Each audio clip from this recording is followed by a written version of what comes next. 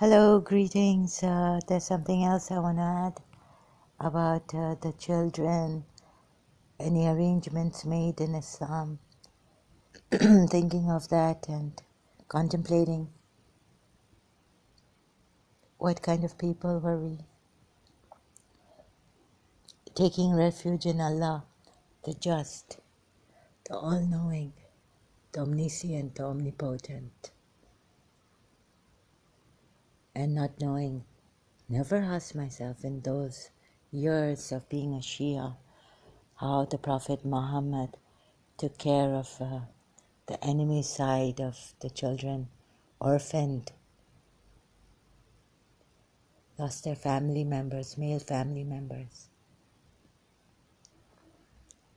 It was all about the widows, wanting to help the widows and all this, and his grandsons, Hassan Hussein. We have to see how he was with his grandsons as a grandfather, and he gave us this great example. Or the aftermath of Karbala, that night, what was happening to the children from Hussein's side, his grandson's side, and what happened to the Ono Muhammad, Muslim Ibn Aqil's children, and all this, mostly concentrated on it. Have you noticed that although there is a chapter in Surah Nisa, the women, there's a chapter, there are verses about how to deal with orphans and their inheritance. There is a verse there, but what arrangements were made.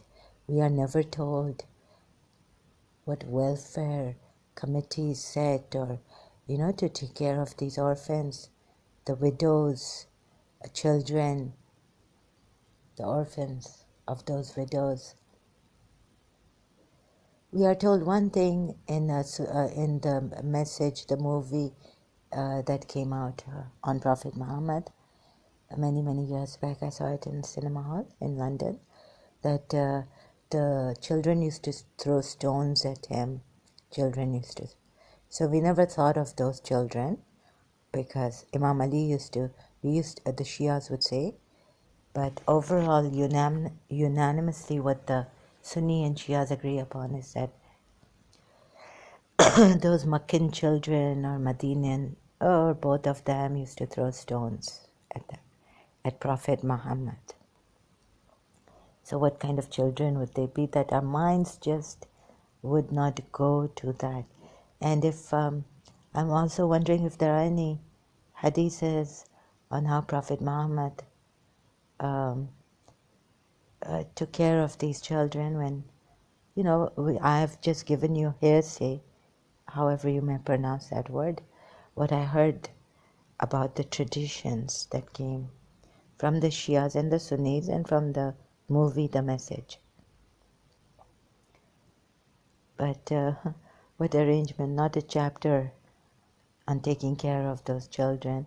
This chapter that came down, Surah Dhaha, shelter, we have given thee shelter, and all this. This we were told was for Prophet Muhammad. And so how we are supposed to take care of the believing later on, as we were told. Generally, it's... but was there any example? And this doesn't really cover how the orphans were treated, because at that time, if you look at it through the Shia sources side, very few were sincere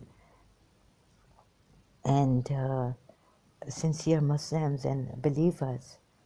So, even on his death, the disbelievers were giving him so much trouble that Umar bin Khattab had to say, they didn't even let him write his last will, what he wanted to write, convey, outside of the Quran ayats, what he wanted to dictate about in his last will, so that you would never go, Estri and all that he said in his last sermon, that is recorded in the Shia hadiths, Sunni hadiths. It's recorded, I think, Muslims that those who believe in the Hadith says that the Quran and my Sunnah, my way. So, like, can you believe this, that this omnipotent God, all just and all, couldn't send a chapter? It's very, very important about the children. And also that these people on the Sunni side, Umayyad side, so if he couldn't really, his religion had failed in this sense to bring a true welfare for the people, I think he should have given up. It's not really worth it. Again, I'm going to say this, that even if that true God he could not write a will. Umar bin Khattab intervened at that time.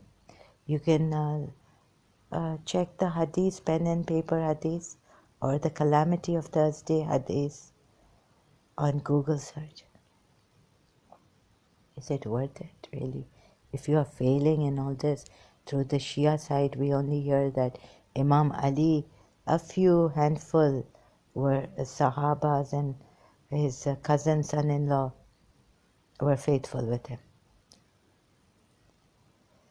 Later on we are told how Imam Ali used to take care of the orphans and all this. But by then, I guess, that they were forced to become believers. And so I really don't think this was a very good religion, now that I think of those children. Since I read Bani Qurayza from Ibn Ishaq, the Sunni sources, 1,000 children. And then in Karbala, it changes our consciousness to this, focusing on the Ahlul Bayt children, 200 falling from the camel, the aftermath of Karbala, as they were taken captives from Karbala to Kufa to Sham. What kind of a God is this? So, although they tried to protect, they say they tried to protect the children, but they couldn't even, before that, they couldn't even, Imam Ali couldn't protect Rasulullah on his deathbed. Yes, he gave him ghusl, he gave him the bath, the dead body, the last rites he performed. Him and another Sahaba of Prophet Muhammad were there. Only the uncle or uncle's son. So they performed this rites and all and buried him, while we were told, it's written that Umar bin Khattab and Abu Bakr were there at Saqifa trying to, get a political Islamic leader, choosing an Islamic leader. So they did not perform the last rites of Prophet Muhammad. And so sorry about the bad English. I was really sorry about that. So I hope you will overlook. And so this is what I wanted to add, as I realized that shouldn't there be a chapter on how Muhammad treated the children of the enemy, but there is no chapter on that. And the only verse I've found was that men, women, and children in Surah Nisa, praying to God for help to send them a helper from Himself and a protector from Himself, which I gave in the earlier audio video that I uploaded on YouTube and live stream Facebook. So this is really, really sad to contemplate on and to discover that taking, refuge in Allah, from Shaitania, in taking refuge in Allah from all evil, Shaitan, everything, we couldn't even think. Our minds did not go to the children of the enemy's side. Because we always thought that here The enemies did so much cruelty here to Muhammad, on Muhammad and Ali Muhammad, that we did not think of those children. Don't you think the enemy's children they deserved this if their parents, if their fathers were like this? So all that was covered so well that me, a Shia, and no Shia ever told me, did you ever think of the children of the enemy side? Even though the parents, So I could go on like this, back and forth. So this point has not been settled in me, and I still see a very cruel man, very cruel, most of his time, Prophet Muhammad, and then his progeny going after Fadak and all this, right? Were we ever told that, with the Safiya bint Huway, her children, did Zainab bin Josh have children from her first husband? How could have Muhammad treated them? Children running around in the house and all this. All that came was all these stupid things from the Sunni Hadith is ridiculous, not even important. Private affairs, matters with the wives that he used to fondle me. Aisha's Hadith from the Sunni sources. Salma's Hadith from the Sunni sources.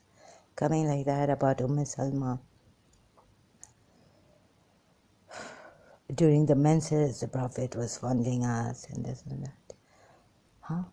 And not that I haven't checked. I'm just on hearsay right now on the children, how he treated the children of the enemy side. I mean, they would have become Muslims, and believers, but the thing is that, in the house were these widows' children, and Muhammad was really nice with them, and there must be many children, so many widows Muhammad married from the captive ladies, right? What your right hands possess, from the enemy side. There must have been a lot of children, and the children are not much in the picture. We just, even going through the hadiths, trying to check from the Sunni sources, I didn't see much of, children, Muhammad really being nice with children, taking care of the widows' children, widows that he had married and become his wives or his slaves. Slave captives or whatever it was, and so look at this, right? What a disaster, what a disaster. Horrifying, extremely sad, pathetic of that God, that just God. For we relied on him to be true Prophet Muhammad's Allah.